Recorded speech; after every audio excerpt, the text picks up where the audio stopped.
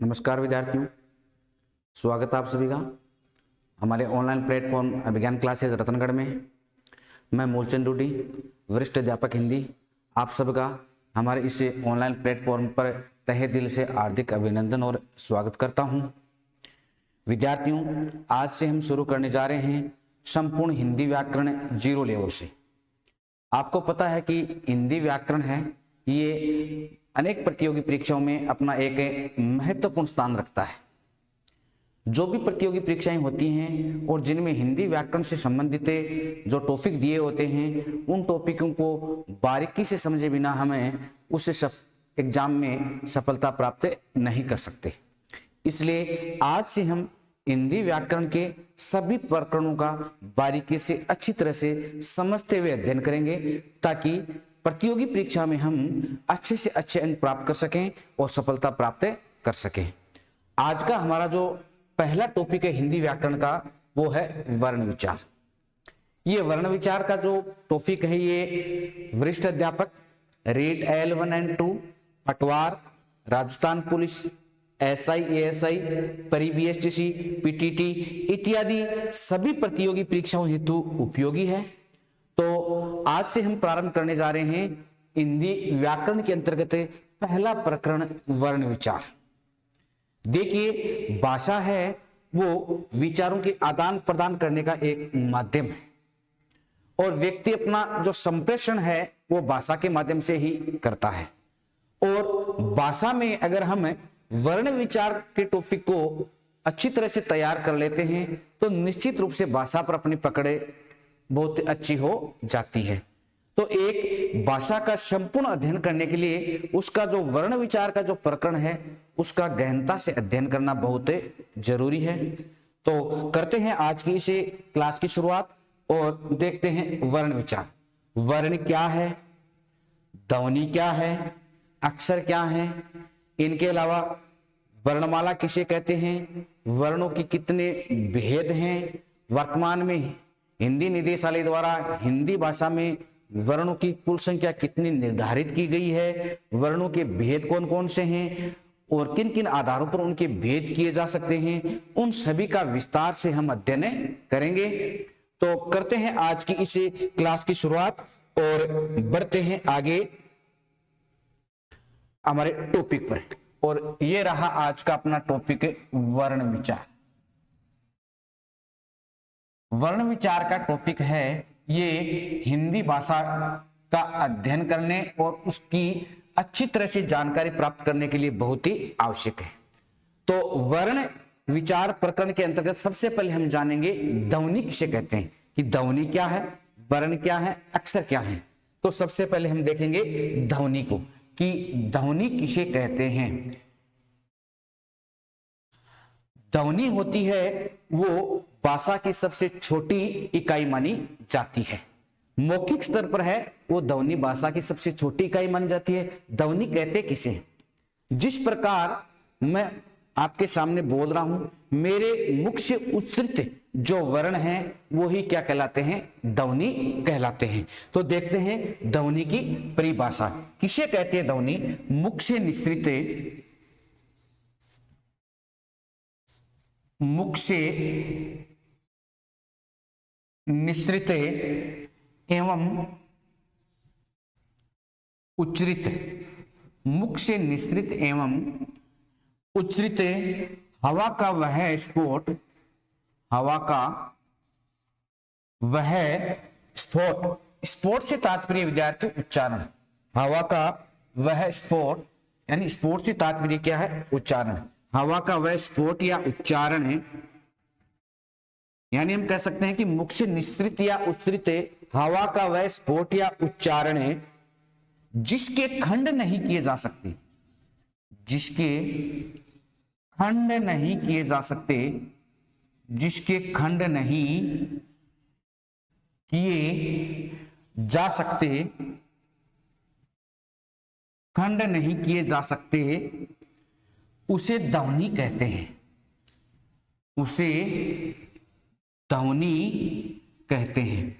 यानी कि हम कह सकते हैं कि मुख से उच्चरित हवा का वह स्फोट या उच्चारण है जो सबसे सूक्ष्मतम हो, जिसके खंड नहीं किए जा सकते, जिसके टुकड़े नहीं किए जा सकते, उसे हम क्या कहेंगे?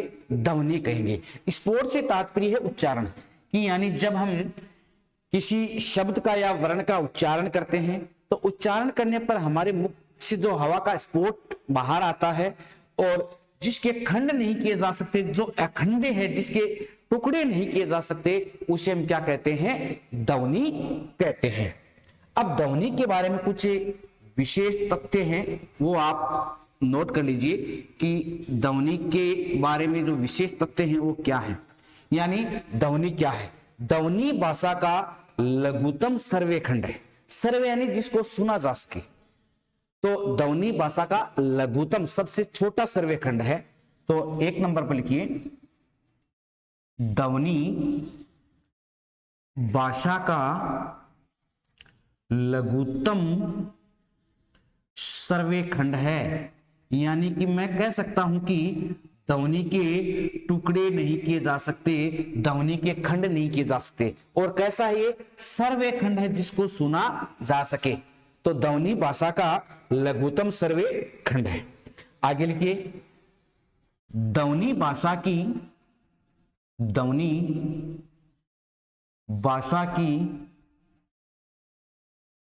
मौखिक एवं सबसे छोटी इकाई है। ध्वनि भाषा की मौखिक एवं सबसे छोटी इकाई है। यानी ध्वनि मौखिक है, लिखित नहीं है, और भाषा की सबसे छोटी इकाई है। यह भी हमें ध्यान में रखना है।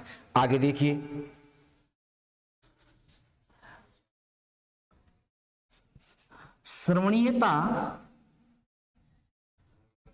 श्रवणीयता ध्वनि का सामान्य गुण है। श्रवणीयता ध्वनि का सामान्य गुण है। यानी कि ध्वनि को हम केवल सुन सकते हैं, ध्वनि को हमें सुन सकते हैं। तो श्रवणीयता है वो ध्वनि का क्या है? सामान्य गुण है। उसके बाद में ध्वनियां कौन कौन सी होती हैं? जैसे हम बात करें कि ध्वनियां कौन कौन सी हो सकती हैं, तो जैसे आपका आ है, क है, च है, मैं है इत्यादि सभी क्या कहलाती है? ध्वनियां कहलाती है। यानी मुख से निश्रित हवा का वह स्फोट जिसको या जिसके हम टुकड़े नहीं कर सकते, जिसको विभाजित नहीं कर सकते, वो क्या कहलाती है? ध्वनि कहलाती है। तो भाषा की पहली इकाई क्या थी? ध्वनि। और ध्वनि के बारे में हमने ये जाना।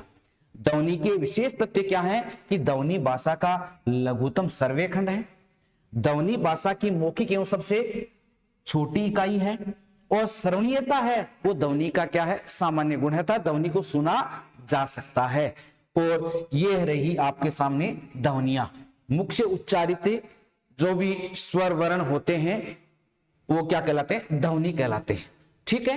अब ध्वनि के बाद में आगे बढ़ते हैं हम और देखते हैं किसके बारे में? वर्ण के बारे में। आगे लिखिए, वर्ण। वर्ण किसे कहते हैं? वर्ण किसे कहते हैं? देखिए विद्यार्थियों, ध्वनि और वर्ण हैं, दोनों को अमूमन हम एक मान लेते हैं, लेकिन दोनों में कुछ अंतर भी है। ध्वनि है वो मौखिक स्तर की इकाई है, जबकि वर्ण है वो लिखित स्तर की इकाई है। यानी हम कह सकते हैं कि ध्वनि का लिखित रूप ही क्या कहलाता है? वर्ण कहलाता है। ठीक है। तो देखिए आगे, ध्वनियों के लिखित रूप को ही वर्ण कहते हैं।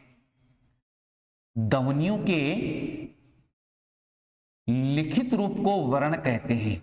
यानी ध्वनि मौखिक स्तर की इकाई है, और जब हम ध्वनियों का जो मौखिक स्तर है उसको हम लिखित रूप देते हैं, तो लिखित रूप को क्या कहेंगे? वर्ण कहते हैं। तो ध्वनियों के लिखित रूप को हम क्या कहेंगे? वर्ण कहेंगे। तो ध्वनियों का लिखित रूप क्या कहलाता है? वर्ण कहलाता है। अर्थात हम इस प्रकार भी परिभाषित कर सकते हैं इसको। देखिए, हम कह सकते हैं कि उच्चरित ध्वनियों को, मुख से जो उच्चरित ध्वनियां हैं, उच्चरित ध्वनियों को प्रतिलिपि चिन्हों द्वारा प्रतिलिपि चिन्हों द्वारा उच्चरित ध्वनियों को प्रतिलिपि चिन्हों द्वारा लिपिबद्ध करना। क्या करना? लिपिबद्ध कर दिया जाए, किसी लिपि के सांचे में उसे ढाल दिया जाए, लिपिबद्ध कर दिया जाए, तो उसे हम ध्वनि कहेंगे, वर्ण कहेंगे। लिख कर दिया जाए तो वह वर्ण कहलाता है। देखिए क्या बताया गया है कि ध्वनि है वो भाषा की सबसे छोटी मौखिक इकाई है, मुख से उच्चरित है। अब मुख से उच्चरित ध्वनियों को हम किसी लिपि चिन्हों के माध्यम से लिपिबद्ध कर देते हैं, किसी लिपि के सांचे में उसे ढाल देते हैं, तब वह क्या कहलाता है? वर्ण कहलाता है। यानी हम उन्हें किसी प्रतिलिपियों के माध्यम से, किसी प्रतीक चिन्हों के माध्यम से, लिपि चिन्हों के माध्यम से उसे जब हम लिपिबद्ध कर देते हैं, तब वह ध्वनि क्या कहलाती है? वर्ण कहलाती है। आगे बात समझ में? चलो बढ़ते आगे हैं। विशेष तथ्य देखिए वर्णों के बारे में। विशेष तथ्य वर्णों के बारे में विशेष तथ्य देखिए। पहला विशेष तथ्य क्या है? वर्ण रचना के स्तर, वर्ण रचना के स्तर अथवा लिखित रूप में, लिखित रूप में भाषा की सबसे छोटी इकाई है। भाषा की सबसे छोटी इकाई है, यह भी आप ध्यान में रखें। लिखित रूप में भाषा की सबसे छोटी इकाई क्या है? वर्ण है। यानी मौखिक स्तर पर भाषा की सबसे छोटी इकाई ध्वनि है और लिखित स्तर पर भाषा की सबसे छोटी इकाई क्या है? वर्ण है। वर्ण भाषा का लघुत्तम दृश्य खंड है। वर्ण भाषा का लघुत्तम दृश्य खंड है। अर्थात हम कह सकते हैं कि वर्ण को हमें देख सकते हैं। दृश्य खंड है, लघुत्तम है, इसके भी टुकड़े नहीं किए जा सकते। लघुत्तम दृश्य खंड है। दृश्य खंड का मतलब हो गया टुकड़ा या भाग। दृश्य का मतलब जिसको देखा जा सके। ध्वनि दृश्य नहीं है, ध्वनि सर्वे है, जबकि वर्ण है वो दृश्य है। आगे देखिए, दर्शनीयता, दर्शनीयता वर्णों का सामान्य गुण है। दर्शनीयता वर्णों का सामान्य गुण है। यानी हम कह सकते हैं कि दर्शनीयता ही वर्णों का क्या है? सामान्य गुण है। वर्णों को देखा जा सकता है। अब होते कौन से हैं? वर्ण कौन से होते हैं? स्वर एवं स्वर रहित, जितने भी स्वर होते हैं, स्वर एवं जो स्वर रहित व्यंजन होते हैं, स्वर रहित व्यंजन होते हैं, वर्ण कहलाते हैं। यह भी ध्यान में रखना, जितने भी स्वर होते हैं और स्वर रहित जो व्यंजन होते हैं वो क्या कहलाते हैं? वर्ण कहलाते हैं। तो ये होगी वर्णों के बारे में सामान्य जानकारी। वर्ण है कौन कौन से? जो भी ध्वनियां हैं उनका लिखित रूप है वो वर्ण कहलाता है। जिस प्रकार मैं उच्चारित करूं कि र, अब र है, जब ये मेरे मुख से उच्चरित हुआ तब तो ये ध्वनि है, और जब इसको मैं लिपि चिन्हों के माध्यम से लिपिबद्ध कर देता हूं र, तब ये क्या कहलाया? वर्ण कहलाया। इसी प्रकार ई, ये भी वर्ण है, ओ, ये भी वर्ण है। तो जितने भी स्वर होते हैं और स्वर रहित व्यंजन होते हैं वो क्या कहलाते हैं? वर्ण कहलाते हैं। इस बात का भी आप विशेष ध्यान रखें। तो हमने ध्वनियों के बारे में जाना और वर्ण के बारे में जाना। जो भी विद्यार्थी लेट जुड़े हैं उनको मैं बता दूं कि आज से हम हिंदी व्याकरण के अंतर्गत पहला प्रकरण वर्ण विचार को शुरू से देख रहे हैं। तो एक बार मैं रिपीट कर देता हूं। आज का हमारा टॉपिक है वर्ण विचार, और ये वरिष्ठ अध्यापक रीड एल 2 पटवार, Rajasthan police, ASI, ASI, pre BSTC, PTT इत्यादि सभी प्रतियोगी परीक्षाओं के लिए ये क्लास उपयोगी है। और वर्ण विचार में सबसे पहले हमने जाना वर्ण के बारे में, और वर्ण का जो सबसे छोटा भाषा की इकाई, सबसे छोटी इकाई होती है वो ध्वनि। ध्वनि के बारे में हमने जाना कि ध्वनि किसे कहते हैं, मुख से निःसृत एवं उच्चरित हवा का वह स्फोट से तात्पर्य है विद्यार्थियों उच्चारण, जिसके खंड नहीं किए जा सकते, जिसके टुकड़े नहीं किए जा सकते, उसे हम क्या कहते हैं, ध्वनि कहते हैं। यानी ध्वनि भाषा की लघुतम इकाई है। ध्वनि भाषा का लघुतम कौन सा खंड है, सर्वय खंड है, जिसको सुना जा सकता है। ध्वनि भाषा की मौखिक एवं सबसे छोटी इकाई है। श्रवणीयता है वो ध्वनि का सामान्य गुण है। और जैसे आ, क, च, मैं, ये क्या है, सभी ध्वनियां हैं। ध्वनियों के बाद में हमने देखा था वर्ण के बारे में। वर्ण क्या है, जब ध्वनियां होती हैं उच्चरित मुख से, उनको जब हम लिखित रूप में दे देते हैं, या हम कह सकते हैं कि उच्चरित ध्वनियों को प्रतिलिपि चिन्हों द्वारा लिपिबद्ध कर दिया जाए, तो वह क्या कहलाता है, वर्ण कहलाता है। वर्ण रचना के स्तर व अथवा लिखित रूप में भाषा की सबसे छोटी इकाई है। वर्ण भाषा का लघुतम दर्शय खंड है। दर्शनीयता वर्णों का क्या है, सामान्य गुण है।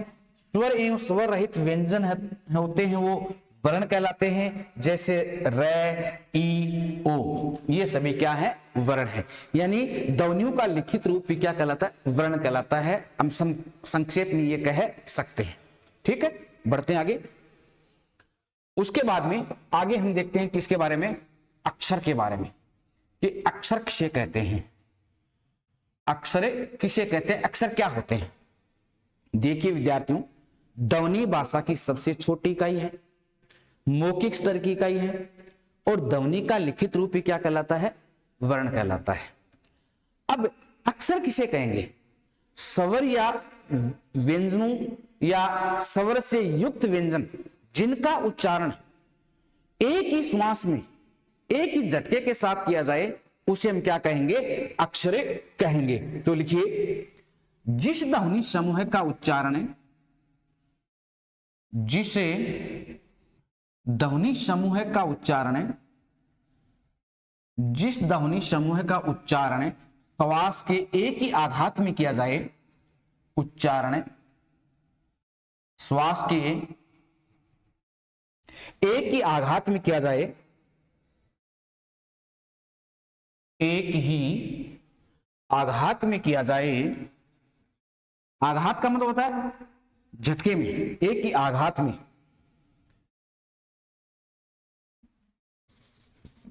किया जाए,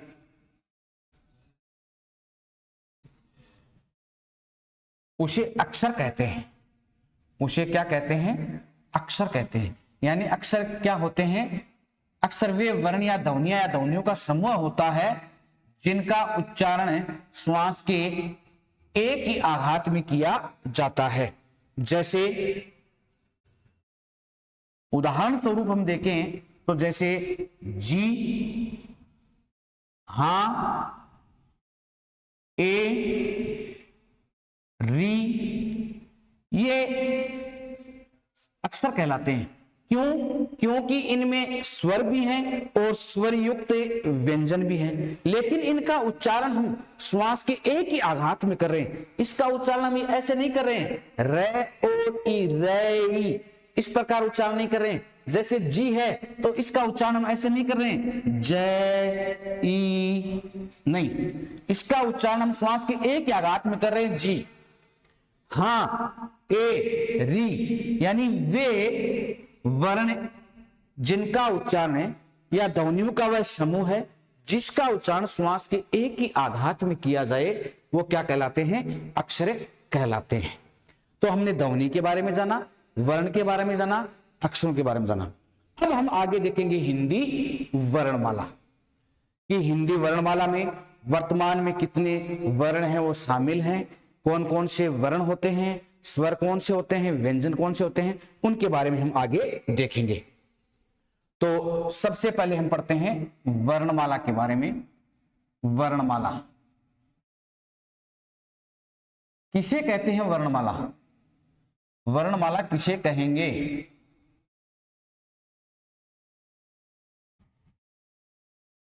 यानी वर्णों का व्यवस्थीकरण ही क्या कहलाता है? वर्णमाला कहलाता है। यानी एक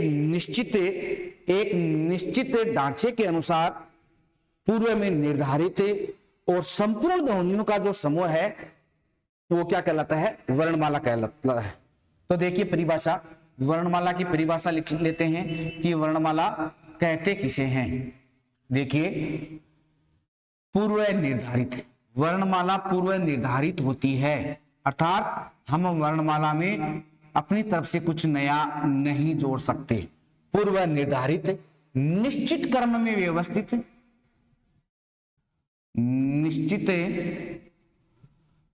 निश्चित क्रम में व्यवस्थित, यानी उनका क्रम, वर्णों का क्रम होता है वो निश्चित होता है, निश्चित क्रम में व्यवस्थित।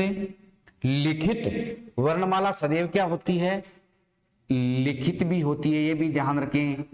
लिखित संपूर्ण ध्वनि चिन्हों के समूह को, संपूर्ण ध्वनि चिन्हों के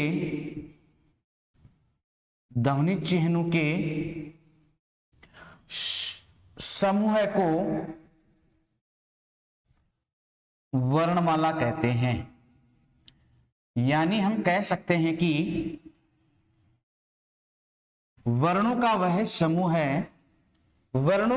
समूह है जो पूर्व में निर्धारित है, निश्चित क्रम में व्यवस्थित है, लिखित है एवं अपने आप में संपूर्ण है, आधा अधूरा नहीं है। वह वर्ण समूह क्या कहलाता है? वर्णमाला कहलाता है। तो वर्णमाला के बारे में हमने जान लिया कि वर्णमाला कहते किसे हैं। पूर्व में निर्धारित होनी चाहिए, हो निश्चित क्रम में व्यवस्थित हो, लिखित रूप में हो और संपूर्ण ध्वनि चिन्ह हो। ये नहीं कि आधे अधूरे हो, संपूर्ण ध्वनि चिन्हों का जो क्या होता है, एक समूह होता है, उस समूह को ही हम क्या कहेंगे? वर्णमाला कहेंगे। देखिए अब आगे हम बढ़ते हैं और बात करते हैं किसकी? हिंदी वर्णमाला की। हिंदी वर्णमाला,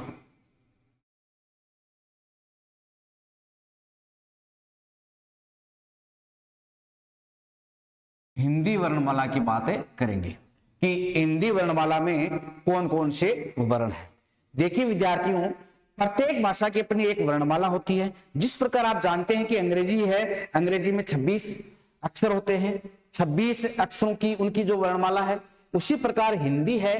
हिंदी में वर्णों की संख्या वर्तमान में 53 है। पहले हिंदी वर्णमाला में वर्णों की संख्या 52 थी, लेकिन अभी पिछले कुछ ही दिनों में हिंदी निदेशालय दिल्ली के द्वारा जो राजस्थानी भाषा का एक व्यंजन है अड़य को 53वें वर्ण के रूप में मान्यता दे दी गई है। तो वर्तमान में हिंदी वर्णमाला में वर्णों की संख्या कितनी है? 53 है। ठीक है, तो बढ़ते आगे और देखते हैं हिंदी वर्णमाला। तो लिखिए, हिंदी वर्णमाला में वर्णों की संख्या, हिंदी वर्णमाला में वर्णों की संख्या 53 है। यानी आपसे पूछा जा सकता है कि वर्तमान में हिंदी वर्णमाला में वर्णों की संख्या कितनी है? तो 53 है। ये भी ध्यान रखें, कितने वर्ण हैं हिंदी में? 53 वर्ण हैं। अब ये जो 53 वर्ण हैं वो कौन कौन से? देखिए, सबसे पहले अगर हम बात करें स्वर, ये जो स्वर वर्ण हैं वो हिंदी में कितने? डिटेल से बाद में पढ़ेंगे। स्वर किसे कहते हैं, स्वरों के कितने भेद होते हैं, किन किन आधारों पर स्वरों का वर्गीकरण किया जा सकता है ना, ये बाद में पढ़ेंगे। सबसे पहले हम एक बार ये जो 53 वर्ण है उनको देख लेते हैं कि हिंदी वर्णमाला में 53 वर्ण कौन कौन से हैं। तो स्वर, हिंदी में स्वरों की संख्या 11 है। हिंदी में स्वरों की संख्या 11 है। अब ये थोड़ा ध्यान रखें कि शुद्ध कितने हैं? 10 हैं शुद्ध स्वर। तो एक स्वर कौन सा शुद्ध नहीं रहा है, ये पूरी डिटेल आप बने रहें। अंत में एक भी क्वेश्चन है वो आपके दिमाग में नहीं रहेगा। वर्णमाला का टॉपिक पूरा पढ़ने के बाद में सभी आपकी जो शंकाएं हैं वो दूर हो जाएंगी। तो हिंदी में स्वरों की संख्या कितनी है? 11 है। और ये 11 कौन कौन से होते हैं? ए, आ, लघु ई, दीर्घ ई, लघु उ, दीर्घ उ, री, ए, आई, ओ, औ। ये 11 हैं वो हिंदी में स्वर हैं। 11 स्वरों के बाद में हम देखें कुछ ध्वनियां और भी हैं हिंदी में, जैसे अयोग वाह ध्वनियां। अयोग वाह ध्वनियां हिंदी में 2 अयोग वाह ध्वनियां हैं। हिंदी में 2 अयोग वाह ध्वनियां हैं। कितनी है हिंदी में अयोग वाह ध्वनियां? 2 है। कौन कौन सी हैं? एक तो है अनुस्वार, जिसका लिपि चिन्ह होता है ये, और दूसरी अयोग वाह ध्वनि है विसर्ग, और जिसका लिपि चिन्ह है ये। तो अयोग वाह ध्वनियां हैं 2। वो अयोग वाह ध्वनियां कितनी होगी? 2 होगी। 11 स्वर थे, 11 स्वरों के बाद में अयोग वाह ध्वनियों की संख्या कितनी होगी? 2 होगी। अब आगे हम देखते हैं व्यंजन कि व्यंजन कितने हैं। व्यंजन वर्ण, अब ये जो व्यंजन वर्ण है उनकी संख्या कितनी है? व्यंजन वर्णों की संख्या 33 है। हिंदी वर्णमाला में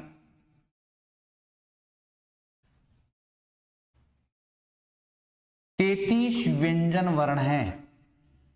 हिंदी वर्णमाला में कितने? 33 हैं। वो क्या है? व्यंजन वर्ण है। 33 व्यंजन वर्ण है। ये 33 व्यंजन वर्ण कौन कौन से हैं? देखिए, क, ख, ग, घ, न, च, छ, ज, झ, ञ, ट, ठ, ड, ढ, ण, त, थ, द, ध, न, प, फ, ब, भ, म। ये जो 25 वर्ण हैं व्यंजन, इन्हें हमें कई नामों से पुकार सकते हैं। इनकी संख्या कितनी है? 25 है। इन्हें क्या क्या कहा जा सकता है? इन्हें स्पर्श व्यंजन भी कहते हैं। क्या कहते हैं भाई? स्पर्श व्यंजन भी कहते हैं, क्योंकि इनका उच्चारण करने पर जीवा है वो मुखांगों के या मुख के भागों को स्पर्श करती है, इसलिए इन्हें क्या कहते हैं? स्पर्श व्यंजन भी कहते हैं। इन्हें वर्गीय व्यंजन भी क्या कहा जाता है? क्या कहा जाता है?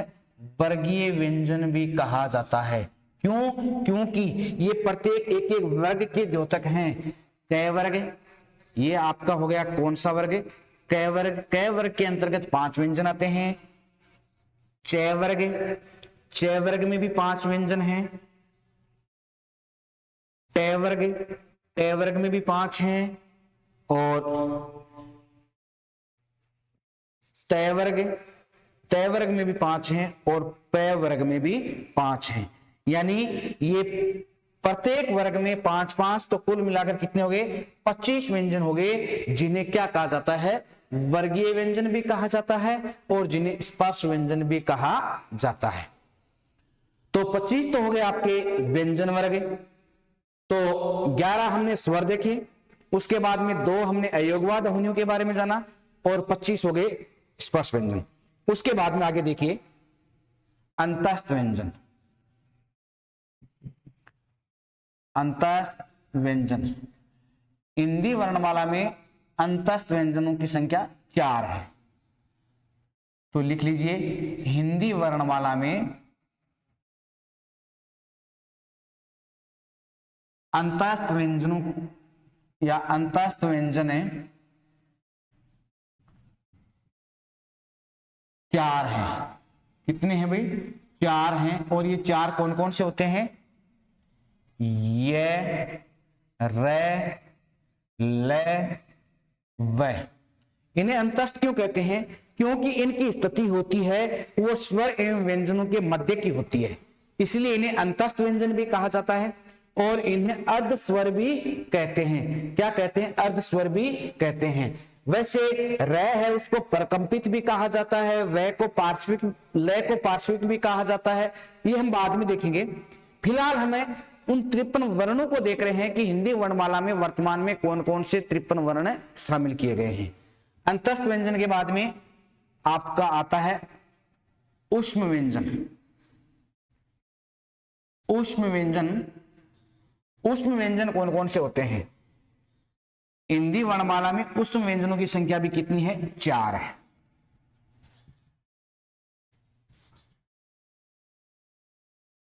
हिंदी वर्णमाला में ऊष्म व्यंजन 4 हैं। 4 हैं ऊष्म व्यंजन। कौन कौन से होते हैं? श, है और है, ये 4 हैं, ये ऊष्म व्यंजन माने जाते हैं। इस प्रकार व्यंजनों की कुल की बात करें कि कुल व्यंजन कितने हो गए, तो देखिए 25 तो आपके स्पर्श व्यंजन हो गए, 4 हो गए अंतस्थ व्यंजन और 4 हो गए ऊष्म व्यंजन। इस प्रकार 25, 4 29 और 4 33, कुल मिलाकर व्यंजनों की संख्या हिंदी में कितनी हो गई? 33 हो गई। तो हमने देखो 11 स्वरों के बारे में जान लिया, 2 अयोगवा ध्वनियों के बारे में जान लिया और 33 से व्यंजनों के बारे में जान लिया। अब आगे हम देखते हैं संयुक्ताक्षर। वैसे तो हिंदी में संयुक्ताक्षर बहुत हैं, लेकिन जो हिंदी निदेशालय है उसके द्वारा 4 संयुक्ताक्षरों को हिंदी वर्णमाला में स्थान दिया गया है। तो लिखिए, हिंदी वर्णमाला में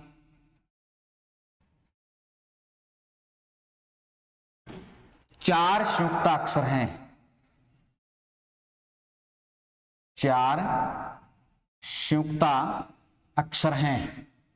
संयुक्ताक्षर कौन से होते हैं? ऐसे अक्षर जो 2-2 अक्षरों से मिलकर बने होते हैं वो कहलाते हैं संयुक्ताक्षर। कौन कौन से होते हैं? देखिए, क्ष, त्र, गे और श्रय, 4 क्या होते हैं? संयुक्ताक्षर होते हैं। इस प्रकार 4 हो गए संयुक्ताक्षर। अब इसके अलावा कुछ और भी ध्वनियां हैं, जैसे उत्क्षिप्त ध्वनियां। हिंदी वर्णमाला में उत्क्षिप्त ध्वनियां भी हैं और ये कितनी है? 2 हैं। तो हिंदी वर्णमाला में 2 उत्क्षिप्त ध्वनियां हैं। 2 कौन सी ध्वनियां हैं? उत्क्षिप्त ध्वनियां हैं। उत्क्षिप्त का मतलब होता है फेंकी गई, उत्क्षिप्त ध्वनियां हैं। इनको उत्क्षिप्त ध्वनियां क्यों कहते हैं ये हमें बाद में डिटेल से देखेंगे। 2 उत्क्षिप्त ध्वनियां कौन कौन सी होती हैं? एक तो है ड़ और दूसरा है ढ, जो नुक्ता युक्त होते हैं। ये क्या होते हैं? नुक्ता युक्त होते हैं, है ना। इन्हें ताड़नजात भी कहा जाता है और भी इन्हें उत्क्षिप्त ध्वनियां भी कहते हैं, इन्हें द्विगुणित भी कहते हैं। ये डिटेल से हम पढ़ेंगे जब हम आगे प्रत्येक वर्णों को देखेंगे तब। तो 2 हो गई उत्क्षिप्त ध्वनियां। अब एक विशिष्ट ध्वनि है जिसको वर्तमान में विशिष्ट जो ध्वनि है, विशिष्ट ध्वनि के रूप में वर्तमान में शामिल किया गया है। राजस्थानी भाषा का जो ड़ है उसको विशिष्ट ध्वनि के रूप में शामिल किया गया है। इस प्रकार हिंदी वर्णमाला में वर्णों की संख्या कुल कितनी हो गई? 53 हो गई। देखिए एक बार बैक चलते हम और दोबारा से काउंट कर लेते हैं कि हिंदी वर्णमाला में वर्णों की संख्या कितनी है। कितनी मानी गई है? 53 मानी गई है। और वर्णों में सबसे पहले आते हैं स्वर। तो स्वर वर्णों की संख्या हिंदी में कितनी है? 11। ये ए, आ, लघु ई, दीर्घ ई, लघु उ, दीर्घ उ, री, ए, ऐ, ओ, औ, ये 11 स्वर होते हैं। अयोगवा ध्वनियां हिंदी में दो अयोगवाह ध्वनियां होती हैं, यानी वे ध्वनियां जिनका किसी के साथ योग नहीं होता फिर भी उनको वहन किया जाता है, साथ में ढोया जाता है, वो कहलाती है अयोगवाह ध्वनियां। कौन कौन सी होगी हिंदी में दो अयोगवाह ध्वनियां? अनुस्वार जिसका लिपि चिन्ह ये है और विसर्ग जिसका लिपि चिन्ह ये है। तो इस प्रकार दो हो गई अयोगवाह ध्वनियां। तो 11 स्वर और 2 अयोगवाह ध्वनियां, 11 और 2 कितनी हो गई? 13। आगे देखिए व्यंजन, व्यंजनों की संख्या कितनी है? 33। 33 में से ये 25 तो होते हैं, ये स्पर्श व्यंजन या वर्गीय व्यंजन कहलाते हैं। 33 में से 25 तो ये हो गए स्पर्श व्यंजन या वर्गीय व्यंजन। तो उसके बाद में हम देखें तो अंतस्थ व्यंजन, अंतस्थ व्यंजनों की संख्या भी कितनी है? 4 है, ठीक है। और उष्म व्यंजन, हिंदी वर्णमाला में उष्म व्यंजनों की संख्या भी कितनी है? 4 है, ये रहे 4। तो इस प्रकार व्यंजन हो गए 33। अब हम अगर देखें कि कुल व्यंजन क्या 33 हो रहे हैं क्या? 11 तो हो गए आपके स्वर, 2 हो गई आपकी अयोगवाह ध्वनियां, अयोगवाह ध्वनियां, और 33 हो गए आपके व्यंजन, 33 हो गए व्यंजन। उसके बाद में 4 हो गए संयुक्ताक्षर, 4 क्या हो गए? संयुक्ताक्षर हो गए, और उत्क्षिप्त ध्वनियां हो गई 2 हो गई उत्क्षिप्त ध्वनियां, और विशिष्ट ध्वनि 1 हो गया ड़, ये हो गई विशिष्ट ध्वनि, विशिष्ट ध्वनि हो गई ड़। अब मिलाइए, इनका योग कीजिए। 1 2 3 3 3 6 4 10 2 12 1 13 का 3 और 3 और 4 1 5 53। तो कुल मिलाकर हिंदी में वर्णों की संख्या कितनी हो गई? 53 हो गई। तो ये हमने किसके बारे में जाना? हिंदी की वर्णमाला के बारे में जाना कि हिंदी वर्णमाला में वर्णों की संख्या कितनी है? 53 है। तो हमने सबसे पहले देखा कि भाषा की सबसे छोटी इकाई ध्वनि किसे कहते हैं, वर्ण किसे कहते हैं, अक्षर किसे कहते हैं, वर्णमाला क्या है, हिंदी वर्णमाला में किन किन वर्णों को शामिल किया गया है, और जो 53 वर्ण हैं जिनको वर्तमान में हिंदी वर्णमाला में स्थान दिया गया है, उन सभी के बारे में हमने एक बार मोटे रूप से जानकारी प्राप्त कर ली।